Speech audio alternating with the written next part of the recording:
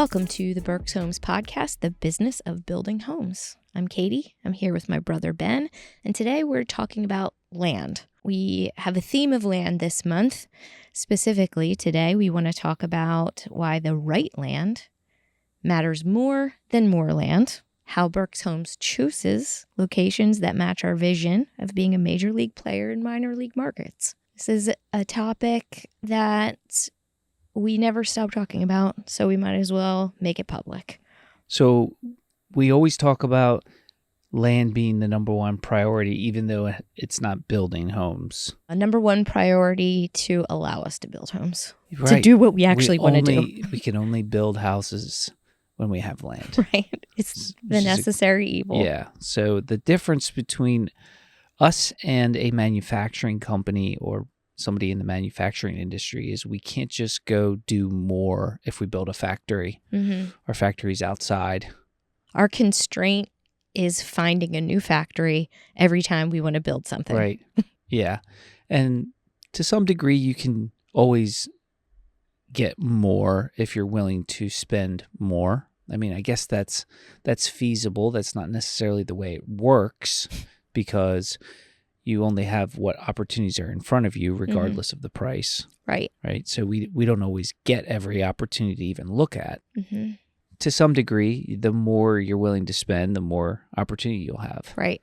And this whole discussion really is important because of your overhead. Mm-hmm. So you have the ability to turn down opportunities when you have low overhead, when you're lean. When you don't have to be desperate Yeah. to keep things going. Right. And so we've been talking a lot about that efficient model and being lean and why that's so important. Well, here it is. Because now when you have a marginal land opportunity, you don't feel the need to get it at any cost because you don't have to feed the machine as much. And the opposite is actually true also. You can take a chance on some opportunities like that because something expensive, maybe. Yeah, because you're not required to use that cash to pay for overhead. Right. At the time too. That's true. So you do have a little more flexibility in what you choose in both yes and no, which is interesting because that is true. You don't. Yeah. It's always better to have lower overhead. Yeah. End of story. Exactly. So all that being said, if you've got lower overhead, you have more opportunities, and we want to talk about where we're looking. Yeah. Where do we look? So we have three pretty distinct and separate regions, we call them, offices that we operate out of. They're very different markets. All within a few hours of each other. Yeah. But very different. So when we talk about being a major league player in a minor league market, most of it is the idea of creating our own markets and not having to worry about competition. And for the most part, we don't spend a lot of time thinking about competition. We've talked about that. The competition is in owning the land, and that's it. Like sales competition, that's somewhat important, but when you position yourself well in the market, you should be able to sell your homes according to your research, no matter what, no matter who's building there. Right. But again, it goes back to opportunity. So we like to kind of stay away from the Goliaths of the world, the public builders, as we call them, the national builders, because generally they're just paying more for land and they will buy an opportunity. And now let's talk about what our philosophy isn't for a second, that philosophy. Why did they do that? Because they can, because they have the scale to perhaps offer a product at the same price for a lower margin because of their scale. So whatever our overhead is, theirs is lower. And what's something that we haven't really talked about before when it comes to them as competition is they don't mind losing money for volume. This is like a theme that is coming out a little bit more across the board for all home building companies. Yeah. This past year is people are very vocal about sacrificing margin for steady work. Correct. And that's something we've talked about, not necessarily in the same context, but like even flow work. There's a priceless value that comes along with a guaranteed backlog. Yeah, there's value in it. Yeah, and I think Knowing that's the competition that we're up against is these larger public builders are more inclined to do whatever it takes to have that consistent, steady income, steady volume, steady work for all of their books, partnerships, everything. That's not something that all private home building companies even think about. No, because they always look at it like their pie is much, much bigger too. So if they're not doing well in an opportunity, they'll just cut bait and walk away. And there's two issues that we would have with that. One is we will do anything within our power to make the deal work because we feel committed to the commitment that we made to the developer. Yeah, that's part of who we are, is being a trusted partner. Right. So, and this is not so much prevalent right now. I think in the really, really hot markets it is. When I say hot, I mean these very densely populated areas that have become saturated with new construction. You'll have a new home builder, national builder come in and they'll say, we're going to give you this much deposit, this much per lot, and we're going to take down this many lots per quarter, per month, or whatever. If they don't hit that, they have no problem with just saying, here, Mr. Developer, here's 30% less than what we promised you per lot. Give it or take it or leave it, right? Right. And if the developer says no, then the only remedy they have is to keep the deposit from the national builder, go find somebody else to do it. And we've never walked away from a deal like that, and hopefully we never will. Right. And we might say, hey, if you really want to make this work, we're going to need a little bit of a discount moving forward. Yeah. Now, that hasn't happened since like the recession in our markets, Mm-hmm.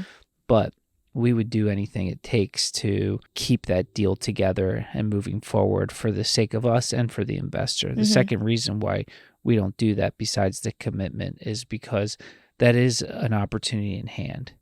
That's work that we've counted on. Yeah. And we want to keep going, right? They're not easy to drum up land opportunities. I think that might be the one sunk cost that we might draw the line at. You know, we're a big fan of not thinking about sunk cost.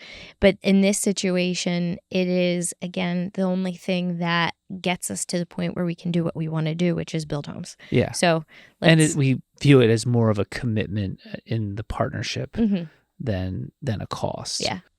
So in these, let's just call them overbuilt or hot or saturated markets, we don't mind sitting those out because we would much rather say, instead of looking at a community that might have an absorption of 4 a month, meaning we would build and sell 4 houses a month, we'd be okay with one that might be like 1 to 2. Yeah. And it's 30 minutes outside of the 4 a month type community. And then you also are going to benefit from a lower cost per lot as well. So total dollars matter. Again, this is just our money, not shareholders' money. Right. So that's a significant difference in the whole grand scheme of things. We're not raising capital for the most part for most of these opportunities. It's our money. So when we have those, we look at those as valuable because now we're also maybe more of a local builder. Those are areas that matters more. Right. In smaller markets, they want to be able to go see their office maybe in person. They want to know you have a physical presence, that you're not headquartered, 6 hours away or something. Mm-hmm. So these are our people that, these are communities that we would live in. Right. And these are the communities where all of our partners live in. I mean, any of our trade partners and the people that are actually working and building the homes are people that are living in the areas that we're building in. Right. So it's not just us, it's everyone else that actually is involved in the entire home build. Yeah. And including the seller of the community itself. It's people that we possibly have worked with previously and would like to continue to in developing land and building a community. Right. And speaking of the, areas and types of people that we're building for, you said it might be a little bit less per lot to purchase. That also gives us a larger population of people that can get in those homes and afford them. It does, going all the way back, it does start with our buyer, mm-hmm. right? It's our target market. Exactly. And we are comfortably in that first-time home buyer move-up market. Mm-hmm. And we don't proclaim to be a luxury home builder. We won't be a luxury home builder. We won't have the majority of our communities above a certain price point mm-hmm. because that's who we are. That's what we're good at. That's who we want to be. So in order to go find those opportunities for that customer, mm-hmm. that's where we go. Yeah. Right. So we have a great land acquisition team mm-hmm. beating down the doors looking for opportunities like this. And we have had the question posed repeatedly, where should we be looking? Mm-hmm. Where are you thinking of? Right. And it's a difficult question to actually answer because of exactly what we're talking about. It's not a specific zip code. We're not trying to get into a specific place. It's more this list of factors. Is it a good enough school district? Mm-hmm. Is there a large enough population to support an absorption that is going to work for us? Is it being sold by someone who's willing to work with our type of acquisition schedule? I mean, it's a whole entire checklist that's not just predicated on a location. Sure. Yeah. And that's probably the art of what we're talking about, is this philosophy. Yeah, all these things put in the blender. Mm-hmm. And sometimes the only way to answer that question is to look backwards and say, what is it we were successful in originally? Mm-hmm. So we have this interesting exercise that I asked our operations leadership team to do next month, where we're going to look back across the last 24 months of projects.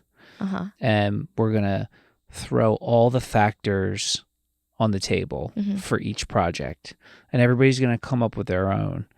And I'm just asking them, and it can be the worst project, mm-hmm. and it can be the best one, and everything in between. But what made it good? What made it okay? And it could have been better? Mm-hmm. Or what made it bad and why? Yeah. And if we're going to have that, and you're always going to have a mix. They can't all be good. Mm-hmm. Hopefully they're not all bad. You wouldn't be here. Right. A nice bell curve. Yeah. And you're going to have a bunch of good, mm-hmm. not great. Mm-hmm. So we're going to do that exercise because I want everybody to start understanding, and not just a few people, but everybody to understand why things go right or wrong. Mm-hmm. And then that's the answer. Right. So go find the ones that went right because of these factors. Mm-hmm. Do you know what I mean? Yeah, so definitely. That's what we're working on in a couple weeks. It'll be interesting to see what everybody comes up with. Yeah, that'll be a great exercise. But going back to, some of the things that are tangible that we look for, a lot of it has to do with who you're working with. What do you mean? The developer. Mm-hmm. Yes. Right? So I don't want to say that we don't not get great opportunities in A locations. Mm-hmm. They're just fewer and far between when you have these national builders around. Yeah. But there are a lot of developers who have great land opportunities who say, I'm not working with these 2 or 3, the 2 or 3 largest. Yeah. Because I don't have to. I had a terrible experience, whatever. Right. So we try to put ourselves forward as we know that we're going to be less on this. We're going to be less on the lot price. We're probably going to be less on the deposit. Yeah. And we're probably going to be less on the absorption rate. But when we offer you something, it's a guarantee.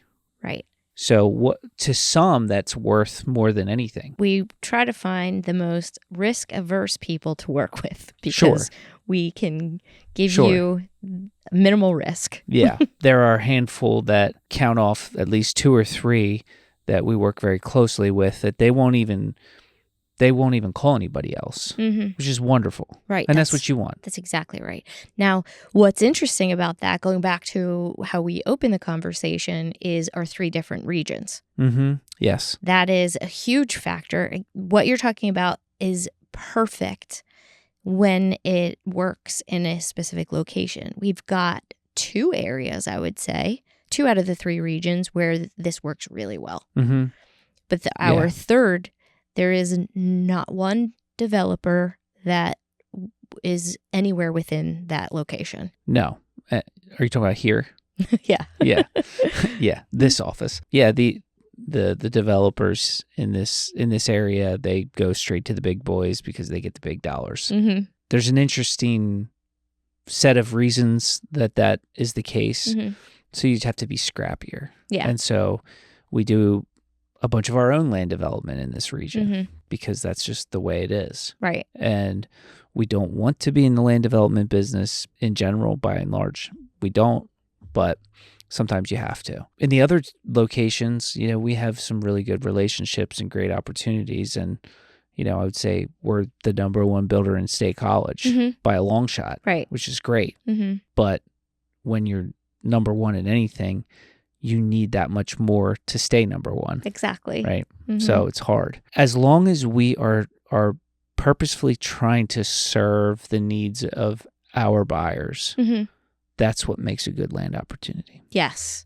And that kind of plays into the philosophy as well on, determining the communities that we're picking is who that buyer is and what their needs are. Again, that's part of that checklist. So do you have anything that you might automatically want to say yes to or no to when you see, I don't know, a product? Because we get opportunities in all phases. Right. A completely wide open, no approved plan where we get to influence the product type, down to a final approved plan, even up to finished lots where you have to have a very specific plan that goes into it.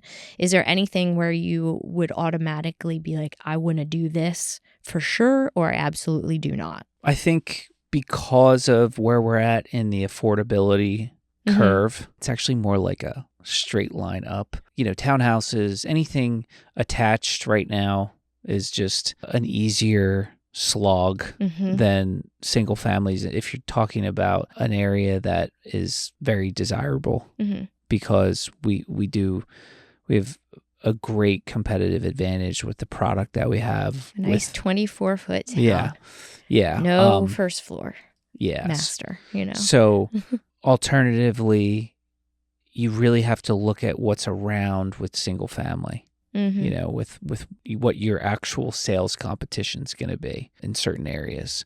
Townhomes that's just what's more affordable now. Yeah. So if you can do attached product, it gets a little bit easier to say we might make a little bit of a stretch on it, right? Because I know I have a better likelihood of selling 2 in 1 month than a single family that you're stretching on. Yeah. Right. And then you have the dollars. It's not always percentages, right? I was talking to Paul, our land acquisition manager here in this area, and I was trying to explain why I know this deal looks really good. It's like 10 lots or something, but they're $250,000, $300,000, right? So you're talking about millions for 10 lots. Yeah. And I can go get 100 lots over here. Yeah. For the same dollars. Right. Right. So even though the percentages work, sometimes it's just about dollars. Yeah. Total dollars. And I don't want to say that there's a finite pie of dollars, but there always is at certain times. And that's the timing of it is something else. It's a critical component to whether we choose something or not. Right. And they also want to know how much they can spend, like how much is allocated. I'm like, it doesn't work that way. Right. It's just at the time, you know? Well, that's something that's an interesting part of our philosophy is we haven't gotten to the point where we can allocate those things. Yeah. We have driven up our number to be between 400 and 500 homes a year for a few years in a row. It's going to maintain there for a little while until we worked on some of our overhead, our efficiencies, our processes kind of getting streamlined. Yeah. And then this is a long game. This is being a sustainable business over, instead of just 50 years, we want to make it 100. Once we get to that point where we are streamlined enough to come up with a plan to say, okay, in this area, we want this many lots over this period of time, and this is how much you have to do. Yeah, that would be ideal. Do you genuinely think that that's possible in this industry, knowing the lack of opportunity for land availability? No. That's my problem too. I don't think you can. I don't think you never want to make hard and fast rules because we could get 2 phone calls today. And then none for 2 years. And saying no for the only reason of, well, you guys have too much land tied up. That sounds like stupid. That sounds like something that would put us in a hole real quick. Yeah. So I did just want to go over that to say, like, we have thought through this and we know ideally we would be able to have that kind of philosophy and plan. But practically, it is shooting yourself in the foot to say no when you have the opportunity to say yes because of your own made up rules. The other thing is you never have enough. Yeah, you think you're going to have enough and you never do. Right. What we have controlled now is like, I don't know, thousands of lots or something. But you can only start and build so many per community at once. So if, one of the neighborhoods is 500 homes spread out over 7 years. Right. So just throw out 500 right away. Yeah. Because really it's only like 40 in 1 year or something. If you're lucky. Right. So you're somewhere between 36 to 48 in your best community. Right. And there you've got one of those in each area. And then you've got some good 20s. Yeah. And then 24s. Yeah. Yeah. And then 12s and 18s. And again, that's in our markets we choose to build in. Right. In these minor league markets. This isn't everywhere in America. This is our philosophy, and this is where we landed because we know how well we can do in those. But it did create kind of a box, a limitation in terms of crushing volume. Yeah. Well, you also have the whole, you can't talk about land without sales, right? Because any time that you sell a home, you lose an opportunity, right? I mean, you have one less. So the sales velocity that we've experienced over the last few years has chewed through a tremendous amount of inventory that can't keep up with the demand. They can't. You need to replace at some point. And so that's what creates these peaks and valleys in your sales volume. And we're experiencing that to a certain degree right now, where our sales are incredible and the developments are not coming online fast enough to replace them. And so according to our sales, we should have like 30% more closings this year, but it just like gets pushed and pushed and pushed. So first quarter next year is going to be phenomenal. Well, the fourth quarter this year is going to be awesome too, but you know, it doesn't always land exactly when you want it to. So that's my point about saying like you never have enough because something is going to get delayed because duh.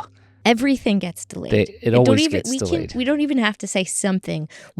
It's not anymore. You can't say if everything goes right. It's when nothing goes right. Something will get delayed more than the normal delay. Right. That's what you need to say. So you can never have enough, because when we've talked about this incredible scenario of having like a menu and you're like, we're just going to hold off on opening that community that's already ready because this one is the better one to start with. Right. You know what I mean? Where you're just like, oh no, we got all these things to choose from. When normally we're like, we literally have nothing to sell in this community that we were anticipating coming on 3 months ago. And the salesperson is just waiting. Right. And we're just paying them to wait. You know, to get really good at learning the craft. Yes. We have an incredible training program. Lots of training. So, you know, I don't know where I was going with that, but I think the bottom line is you can never have enough land.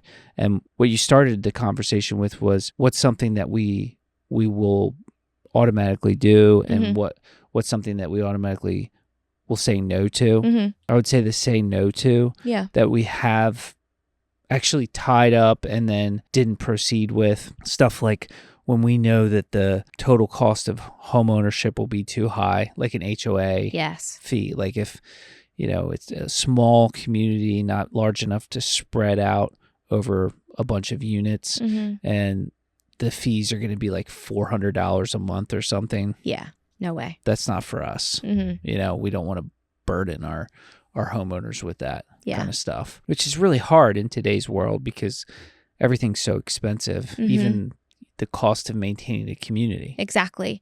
Yeah, that's been another difficulty in setting up the HOAs and deciding even what amenities are available. I mean, everyone wants to have all of the nice amenities and have access to all of these things. But at the same time, it, to your point, is a burden to some people, and it eliminates a lot of people from even being able to have a home. Right. And so that, to me, is a really big factor in a lot of the communities that we do. We notoriously do not have amenities. Right. Purposefully, though. Right. That's not our target market. It'd be fun. There's beautiful clubhouses and all sorts of unbelievable things that we have seen over the years other people do, but that's philosophically a choice that we've made, that it's not who we are. Right. And you always have to look at ROI too. Like, we're just trying to generate the most value for all parties involved. Yes. Equally. Right. So win-win-win. Yeah, we don't want one party to be too out of whack with that. Typically, very expensive HOA. Somebody's losing in that. Yes. You know, and it's usually us and the buyer. You know, it's both. I wanted to answer this one question about deals that look good on paper. What we avoid, deals that look good on paper but don't align with who we serve or stretch us too thin. So that's nuanced, right? Because, and it's time and place dependent. So if we feel like we're overpaying a bit, but I'm like, I know I can sell that community, like there's an absolute floor, right? Like this is worst case scenario. Much more inclined, if it's a marginal deal, to want to do it than something like a very remote or small market that we're like, I think we could do this, but I don't know the floor. Right. Does that make sense? Oh, yeah. So that ties in. Sorry, I don't know where you're going with this, but that made me think of all of the other risks with doing something like that when you're saying far or new location. It's going to take a lot for us to say yes and move on a new area that we may not have a trade base with, that we don't know the township, rules for, right, that we don't know the sales velocity, we don't know the market for the people that are looking the there. School district, or all of these things, the jobs, play into us kind of having to do a lot more work than kind of what you're saying, a guarantee where all of these things are given. Check, check, check. We've been here, done that. It might not be as appealing in terms of the upside. This new location might be, well, it's really cheap lots. Right. So the upside could be amazing. Yeah. But there's so much to work through. Right. In a situation like that. Whereas if we have the same cash, maybe even less lots, right, but the same amount of cash going out, we'll probably pick the one the known. Right. Those two in Chester County, those townhouses that we have coming up. Yeah. Both of them, I don't feel like we got for a great price. Right. But I know the floor. And it's just going to fly. And, like the upside, I'm not super comfortable with understanding where it could go. But that's not the factor. That's not the factor. It's just like the risk is this, and it's smaller, and it's like that might just be a volume play, And again, with the timing, that doesn't mean we'll say no to the new thing. It just has to be the right time for us to put the effort into understanding all of those factors and testing that market. That's why it's so beautiful that we do have our scattered lots and on your land division that allows us to explore some of those things without the risk of an entire community. Yeah, and we've been doing that quite a bit lately, where Brian Entrican, our on your land guy, the guy who runs our scattered site division, he's senior director of on whatever your land. Yeah that thing, he's the boss. he's bringing me lots in these new areas, and I'm like, let's just go test it. It's just one house, because even I mean I don't know all these areas. Like half the time I don't even know what the town is. I'm like, where is that located? Like off a highway, blah blah blah. How many hours is it from here? Yeah. And then somebody throws out like this one tidbit. It's the best school district in the county, and I'm like, what county is it? Right. Okay. That is a great point. We love to experiment and get just dip our toes in the water a little bit so we can feel comfortable. Yeah. It just happens by osmosis then. You get stuff randomly, and then now I find myself being like, yeah, that Schuylkill County that is perfect. Can you imagine saying that I'm like 3 years ago? So hyped about Selinsgrove and Bloomsburg. Exactly. And I'm like, all right, let's go. Right. And you just start knowing more and more about the area. It's all predicated on building blocks of what's coming, what jobs are there, what are they, what jobs are coming, what's that school district doing? Did you know it's way better than it was a decade ago? Right. They've got this new superintendent that blah, blah, blah. They're investing all this infrastructure, the highway. It's getting connected. Yeah, the connectors. Hear all this stuff, and you're like, all right, I'm in, Right. What's the deposit? So I think that's is that comprehensive of our philosophy? It's very nuanced. Let me say that again. It's very nuanced. It changes daily because you also sometimes you have to move fast, right? Yeah. So, we have this gigantic ongoing, well, it's really like a daily project of cash projections. Yeah. What comes in, what goes out, and it's all predicted on a daily basis, months out in advance. And so you're signing these deals and you're kind of blindfolded a little bit of, okay, signed that one last week, signed this one oh, I signed one 2 months ago. And then all of a sudden they stack up and you're like, oh, shoot. There's 3 deposits of millions of dollars within 6 weeks. Mm-hmm. So then now you have to know that somebody calls you and says, this builder fell through. I'm going to have finished lots available in 6 weeks. Yeah, 3 weeks. The deposit's due in 6 weeks.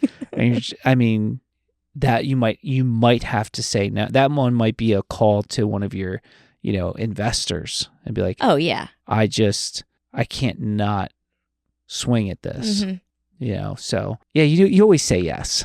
I mean, the bottom line is I'm trying to think of a scenario where you say no because of a cash constraint, but you wouldn't.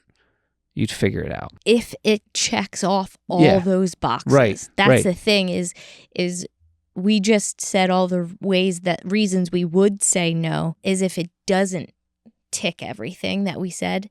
But if it does. Yeah, it's not because of money. It's not because of money. It is not because somebody took too much over here and you can't have that. It's never because of that.